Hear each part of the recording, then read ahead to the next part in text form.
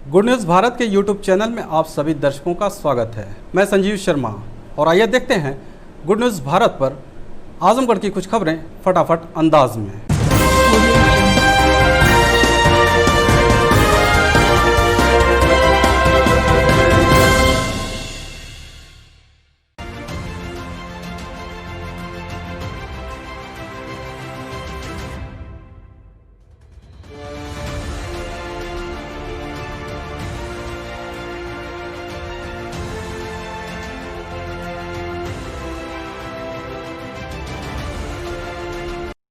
मैं अनिल चौहान, ग्राम इदिलपुर, पोस्ट पुनर्जी, जहानागंज, आजमगढ़ का निवासी हूँ। मेरी गैस एजेंसी का नाम इदिलपुर इंडेन ग्रामीण वितरक है। आप सभी ग्रामवासी जनपदवासियों को दीपावली एवं डाला छठ की हार्दिक शुभकामनाएं एवं बधाई देता हूं और मैं इस शुभकामनाओं के साथ साथ नए कनेक्शन पर भारी छूट दी जा रही है। इस योजना का लाभ उठाएं। धन्यवाद। आजमगढ़ जिले के गोपालगंज बाजार में मिठाई कारोबारी को गोली मारने के मामले में नामजद अभियुक्त को पुलिस ने हिरासत में लेकर कर रही पूछताछ। जल्द होगा वर्कआउट, एसपी ने दी जानकारी। बता दें कि अहराला थाना क्षेत्र के भदौरा गांव निवासी 38 वर्षीय शिव आश्रय यादव का गोपालगंज बाजार में मिठाई की दुकान है। वह पूर्व में गांव के प्रधानी का चुनाव भी लड़ चुका है और इस बार भी चुनाव की तैयारी कर रहा था। पीड़ित ने बताया कि एक बाइक सवार 3 बदमाश मुंह ढके हुए उसकी दुकान पर पहुंचे और फायरिंग शुरू कर दी। पहली गोली चलते ही शिवाश्रय भागकर दुकान के अंदर गया, लेकिन बदमाशों ने 3 से 4 राउंड फायरिंग किया, जिससे उनके पैर में गोली लगी। गोली चलते ही बाजार के लोग जुटने लगे तो बाइक सवार बदमाश मौके से फरार हो गए। घायल मिठाई कारोबारी को इलाज के लिए परिजनों ने जिला अस्पताल में भर्ती कराया है। अज्ञान लोग आए और हमारी दुकान पर हम बैठे थे। वो आए, झुककर गोली मारे, फिर हम अंदर भाग गए। वहाँ समोसे की किस्ती थी, हम लेकर उनके ऊपर फेंके हैं। तो उसके बाद हम बाहर सर आ गए और वो लोग गाड़ी पर बैठकर कई फायर हमारे ऊपर किए और वहाँ पर बाइक पर बैठकर 2-3 फायर किए। उसके बाद चले गए। फिर उसके बाद हम देखे हैं तो हमारे पैर से ब्लड बह रहा था, तो हमें लगा कि मतलब तुरंत सदर चले आए। तो आप लोग पहचान नहीं पाए कि कौन लोग थे? सब जी, तो मतलब प्रधानी चुनाव लेके जी वो बोले हैं जी इस तरह। वहीं इस मामले में एसपी सुधीर कुमार सिंह ने बताया कि पीड़ित ने एक नामजद और 2 अज्ञात के खिलाफ केस दर्ज कराया है, जिसको नामजद पीड़ित ने किया है। कुछ दिनों पूर्व गांव में किसी बात को लेकर उससे विवाद हुआ था। फिलहाल नामजद अभियुक्त को पुलिस हिरासत में लेकर पूछताछ कर रही है। कारण अभी स्पष्ट नहीं हो सका है, जांच चल रही है। जल्द ही इस घटना का वर्कआउट किया जाएगा। ये गोपालगंज है, वहाँ एक मिठाई की दुकान है और वहाँ पर वो बैठे हुए थे तो उनके एक सीसीटीवी फुटेज में दिखाया गया 3 लड़के आए और एक उन्होंने ज़मीन पे गोली मारी और रिकोचेट होके उनके टांग में लगी। अगर सीधा मारने का उनका पर्पज होता तो वो गोली सीधी मारते। उसमें क्लियर है कि उन्होंने ज़मीन पे गोली मारी और रिकोचेट होके वो उनकी टांग में लगी और उसके बाद वो तीनों हेलमेट लगाए हुए थे, दो नकाब लगाए हुए थे। तीनों लोग भाग गए। इस संबंध में उन्होंने एक व्यक्ति के खिलाफ नामजद एफआईआर कराई, बाकी 2 व्यक्ति अज्ञात दिखाए गए हैं। पूरी जानकारी की गई है। कुछ संदिग्ध लोग और भी उसके घटना के तत्काल बाद कुछ संदिग्ध लोग प्रकाश में आए थे, जिन्हें बाद में कोतवाली में पूछताछ के लिए रोका गया है और ये घटना बहुत जल्दी वर्कआउट की जाएगी। कारण क्या रहा? देखिए, ये उनके द्वारा जो बताया गया, कुछ आपस में गांव में कुछ उनकी झड़प एक जो नामजद कराया उससे हुई थी, कुछ आपस में कहा सुनी थी, उसी आधार पर उन्हें नामजद कराया। लेकिन उस व्यक्ति को जिसे उन्होंने नामजद कराया उससे भी थाने लाकर पूछताछ की जा रही है और अभी बहुत सारी स्थिति क्लियर नहीं हुई है, बहुत जल्दी इसे क्लियर। आजमगढ़ शहर के डीएवी पीजी कॉलेज के छात्रों का 17 सूत्रीय मांग को लेकर चल रहा क्रमिक अनशन को प्राचार्य ने जूस पिलाकर तोड़वाया। बता दें कि पिछले कई दिनों से डीएवी पीजी कॉलेज के छात्र नेता कॉलेज परिसर में हुए प्रवेश परीक्षा धांधली सहित 17 सूत्रीय मांग को लेकर क्रमिक अनशन पर बैठे थे, जिस पर कॉलेज की प्राचार्य सुचिता श्रीवास्तव ने छात्र नेताओं की कुछ मांगों को मान लिया और 17 सूत्रीय अन्य मांगों पर पुनर्विचार कर कार्रवाई का आश्वासन दिया। तब जाकर छात्र माने। प्राचार्य ने क्रमिक अनशन पर बैठे छात्र नेताओं को जूस पिलाकर अनशन को तोड़वाया। छात्र संघ मंत्री दीपक ने बताया कि कुछ मांगों को मान लेने का प्राचार्य ने आश्वासन दिया है, लेकिन प्रवेश परीक्षा की समन्वय समिति के इंचार्ज डॉक्टर अनिल पर कार्रवाई की मांग की गई है, जिस पर प्राचार्य ने 20 नवंबर तक मांगों को पूरा करने का आश्वासन दिया है। यदि 20 नवंबर तक मांगें पूरी नहीं हुई तो दोबारा वे आमरण अनशन करने को बाध्य होंगे। हम लोगों की मांगे थी जो है कि कॉलेज में जो है सर्वप्रथम जो इंट्रेंस हुआ था प्रवेश परीक्षा, उसमें इतनी अनियमितता थी कि बीएससी के छात्रों को जो है हिंदी में पेपर दिया गया था और जिसकी जांच के लिए हम लोग मांग किया गया था और मैडम ने आश्वासन दिया है कि आपकी 17 सूत्री मांगों पर पुनर्विचार करके जो है और 20 तारीख तक आपकी मांगों को पूर्ण कर दिया जाएगा। और हम लोग चाहते हैं कि जो उस समय कोऑर्डिनेट बने थे अनिल जी जो है डॉक्टर अनिल जी, उनको ऊपर कार्रवाई हो और जांच हो, क्योंकि उन्होंने इतनी भ्रष्टाचार और अनियमितताएं की उसमें कि आज वो 28 तारीख को इस्तीफा देकर चले गए। हम लोग फ़ोन करके आज सुबह से बुलाया जा रहा है उनसे कि आ जाइए अपनी बातें रखिए, लेकिन वो आज तक नहीं आए और मीडिया के सामने से आने से डरते हैं। हम लोग चाहते हैं उनके ऊपर कार्रवाई हो। आजमगढ़ शहर के घनी आबादी में पटाखों का संग्रह करने वालों के खिलाफ पुलिस ने की छापेमारी, पटाखों को किया जब्त। बता दें कि आगामी दीपावली पर्व को देखते हुए पुलिस विस्फोटक पदार्थों के संग्रह पर रोक लगाने के उद्देश्य से छापेमारी अभियान चला रही है। इसी कड़ी में शहर के मुकेरीगंज मोहल्ले में पटाखों की दुकानों पर छापेमारी की गई। मुकेरीगंज मोहल्ला में घनी आबादी है।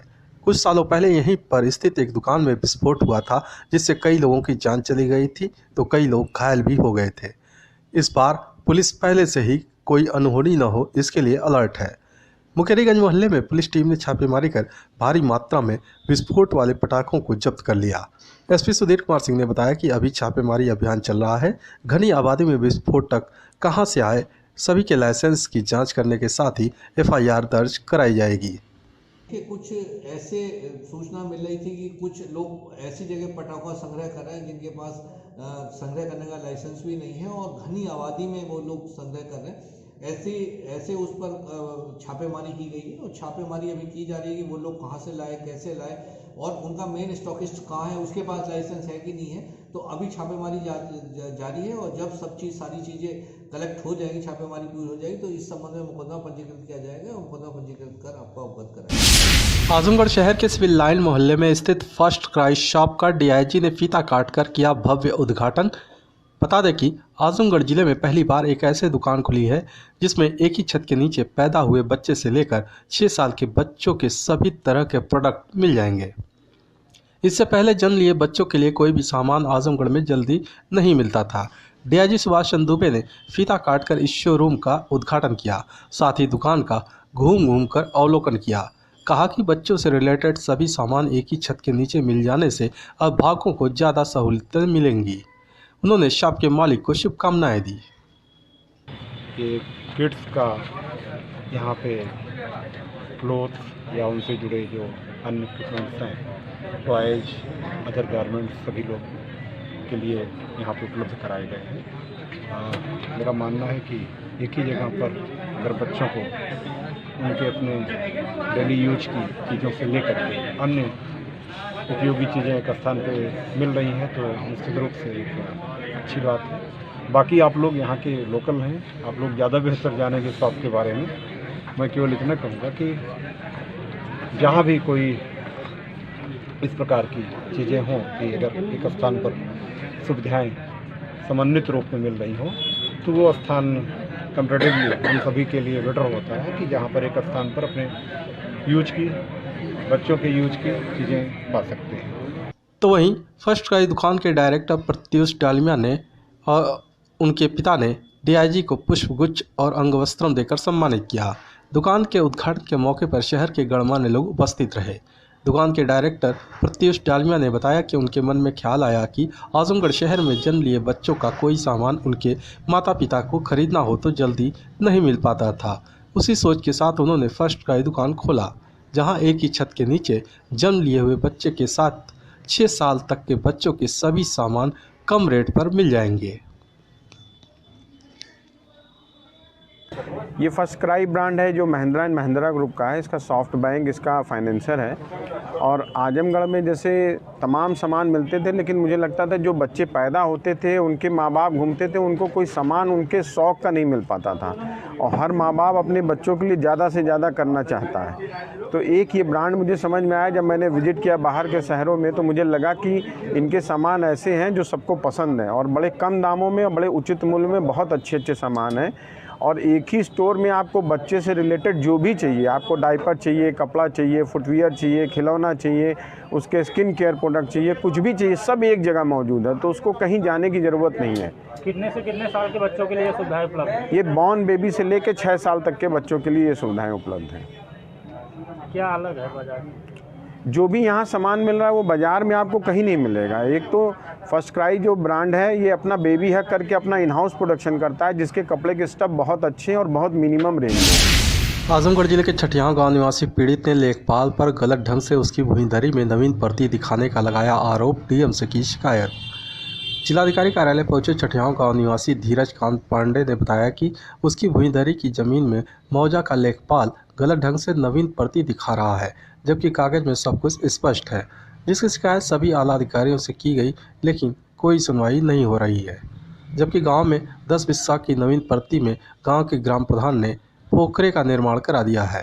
पीड़ित ने डीएम को शिकायती प्रार्थना पत्र सौंप मांग किया कि जांच कराकर सही तरह से पैमाइश कराई जाए और उसकी भूमिधरी को पर कब्जा न किया जाए। हमारी भूमिधरी में गलत ढंग से मौजा सठियाओं का जो लेखपाल गलत ढंग से हमारी भूमिधरी में नई प्रति दिखा रहा है। अब मैं 4 महीने से जिलाधिकारी महोदय के यहाँ एप्लीकेशन दे रहा हूँ, उप जिलाधिकारी महोदय के यहाँ अपना प्रार्थना पत्र दे रहा हूँ, लेकिन सब पर आख्या लेखपाल जाकर लगा रहा है कि प्रार्थी का आरोप निराधार है। वही आख्या लगा दे रहा है, हमारा आवेदन निस्तारित भी हो जा रहा है। हमारी बात मतलब 4 महीने से हम परेशान, लेकिन हमारी बात सुनने के लिए तैयार ही नहीं है। और गलत ढंग से मेरी भूमिधरी में मतलब नवीन प्रति दिखाई जा रही है। हम चाहते हैं कि जो हमारी भूमिधरी है एक्चुअल सही जगह पर वही हमको मतलब मिल जाए।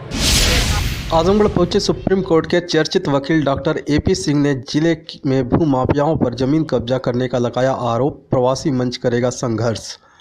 शहर के नगरपालिका स्थित तमसा प्रेस क्लब में आयोजित प्रेस वार्ता के दौरान मीडिया से बातचीत करते हुए कई चर्चित मुकदमों की पैरवी कर रहे सुप्रीम कोर्ट के वरिष्ठ वकील डॉक्टर एपी सिंह ने कहा कि आजमगढ़ जिले में इन दिनों भू माफिया सक्रिय हो गए हैं। गरीबों मजलूमों की ज़मीनों पर राजनीतिक संरक्षण के तहत अवैध रूप से कब्जा किया जा रहा है और गरीबों को सुनवाई नहीं हो रही है। ऐसे मामलों को लेकर राष्ट्रीय प्रवासी मंच गरीबों की आवाज़ बनेगा और संघर्ष के लिए तैयार है। उन्होंने कहा कि यूपी में भ्रष्टाचार का बोलबाला चरम पर है। आवास का मामला हो या फिर राशन का, हर तरफ भ्रष्टाचार खुलेआम हो रहा है और सरकार इस पर अंकुश नहीं लगा पा रही है। इन सब मुद्दों को लेकर भी राष्ट्रीय प्रवासी मंच आवाज़ को बुलंद करेगा। जो भू माफिया आजमगढ़ में, हम आपको तथ्य देंगे, अभी प्रेस रिलीज आपको कॉपी मिलेगी, उसमें भू माफिया यहाँ पूरी तरह से काबिज हो रहे हैं। राजनीतिक संरक्षण उन्हें मिल रहा है। शासन प्रशासन कानूनी कार्रवाई करने में असफल हो रहा है। एसपी साहब के पास जाते हैं, सुनवाई नहीं होती, डीएम साहब के पास जाते हैं, सुनवाई नहीं होती है। और इस तरह से भ्रष्टाचार अपनी चरम सीमा पर बहुत तेज़ी से चल रहा है। भ्रष्टाचार बहुत अधिक बढ़ रहा है। इसलिए इन सब बातों को लड़ने के लिए राष्ट्रीय प्रवासी मंच और समस्त पदाधिकारी इसके लिए संघर्ष का ऐलान कर रहे हैं। खबरों में हो चला है एक छोटा सा ब्रेक। आप देखते रहिए गुड न्यूज़ भारत।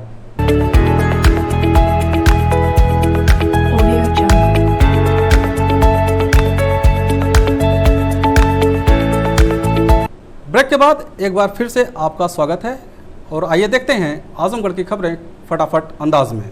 आजमगढ़ जिला अस्पताल में 2 दिन पूर्व भर्ती अज्ञात युवक की उपचार के दौरान मौत, पुलिस ने शव को मर्चरी में रखवाया। बता दें कि 2 दिन पूर्व एम्बुलेंस कर्मियों ने सड़क किनारे घायल अवस्था में पड़े एक अज्ञात युवक को जिला अस्पताल में भर्ती कराया था, जहां इलाज के दौरान उसकी मौत हो गई। मौत के बाद पहुंची पुलिस ने शव को शिनाख्त के लिए मर्चरी में रखवा दिया है। फिलहाल उसकी शिनाख्त करने वाला कोई नहीं पहुंचा था। मृतक फटा कुर्ता पहने हुआ था। आजमगढ़ विकास भवन सभागार में पंचायत विभाग की समीक्षा बैठक में कार्य प्रगति शून्य मिलने पर सीडीओ ने एडीओ पंचायत का वेतन रोक दिया। बता दें कि समीक्षा बैठक में ताबरपुर, अतरौलिया, अहरौला, जहानागंज, पलना, तरवा, ठेकमा, मार्टिनगंज, मेहनगर, मिर्जापुर, मोहम्मदपुर, पवई, फूलपुर, रानी की सराय और छटियाओं के कार्य पूर्ति की प्रगति शून्य मिली। इस पर सीडीओ आनंद कुमार शुक्ला ने नाराजगी व्यक्त की। उन्होंने निर्देशित किया कि जिन विकासखंडों में कार्य पूर्ति 15 दिन के अंदर 100% उपलब्ध नहीं कराई जाती है तो उनके विरुद्ध विभागीय कार्रवाई शुरू कर दी जाएगी। सीडीओ आनंद कुमार शुक्ला ने बताया कि पत्र के माध्यम से सभी को निर्देशित किया गया था कि चतुर्थ राज्य वित्त आयोग और 14वां राज्य वित्त आयोग के तहत वर्ष 2019-20 में कराए गए कार्यों के उपभोग प्रमाण पत्र 8 अक्टूबर तक जमा करें। लेकिन वित्तीय वर्ष को समाप्त हुए 6 माह बीतने के बाद भी इन लोगों द्वारा कार्यपूर्ति उपलब्ध न कराना खेदजनक है। इसके लिए सभी को निर्देशित किया गया है कि 15 नवंबर तक वित्तीय वर्ष 2019-20 की कार्यपूर्ति 100% किया जाए। वहीं जिन ब्लॉकों की कार्यपूर्ति प्रगति शून्य मिली है, सभी के नवंबर माह का वेतन अवरुद्ध कर दिया गया है। सब्जियों के दामों में वृद्धि को देखते हुए मंडी परिषद ने पिलैसा परिसर में लगाया आलू प्याज का स्टॉल। कम रेट पे उपभोक्ताओं को मिल रहा आलू प्याज। बता दें कि शासन के निर्देश पर आजमगढ़ जिले के कलेक्ट्रेट परिसर, मंडी परिषद, कमिश्नरी कार्यालय के पास और जिला अस्पताल के पास आलू प्याज का स्टॉल लगाया गया है, जहां आम उपभोक्ताओं को राहत पहुंचाने के लिए कम रेट पर आलू और प्याज मुहैया कराया जा रहा है।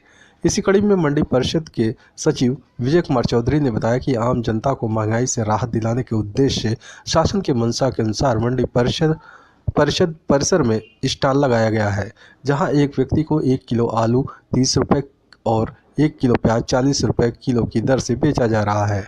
इस दौरान कोई भंडारण न करे, इसके लिए सभी उपभोक्ताओं का मोबाइल नंबर, नाम और पता नोट करने के बाद ही आलू प्याज दिया जा रहा है। ये स्टॉल तब तक चलता रहेगा जब तक महंगाई पर लगाम नहीं लग जाता। जो ये उचित मूल्य पर जो बिक्री शासन का मंशा है कि आम उपभोक्ता को आलू प्याज सस्ते दर पे मिल जाए, क्योंकि काफ़ी महंगा हुआ है। तो ये जो है मंडी परिसर में मंडी समिति द्वारा लगाया गया है। बाकी कलेक्ट्रेट में उद्यान विभाग द्वारा लगाया गया है और कमिश्नरी के पास में और जिला अस्पताल के पास में। ये मंडी उद्यान विभाग को लगाना था काउंटर, तो ये 4 जगहों पे काउंटर लगे हैं। सर, आलू का क्या रेट है और प्याज का क्या रेट है? आलू जो है हम थोक मूल्य पे 30 रुपये किलो की दर पे बिक्री कर रहे हैं और प्याज जो है 40 की दर से यहाँ बिक्री किया जा रहा है आम उपभोक्ताओं। आजमगढ़ शहर के सिविल लाइन मोहल्ले में भटकता मिला मासूम प्रयास संगठन ने शहर कोतवाली के किया सुपुर्द। बता दें कि शहर के सिविल लाइन चौराहे पर एक 2.5 साल का बच्चा सड़क किनारे रो रहा था। काफ़ी समय से वह इधर उधर भटक रहा था कि इसी बीच वहां स्थित एक मेडिकल हॉल संचालक की नज़र बच्चे पर पड़ी। लावारिस हालत में भटकते बच्चे को देख मेडिकल हॉल संचालक ने इसकी सूचना सामाजिक संगठन प्रयास को दी।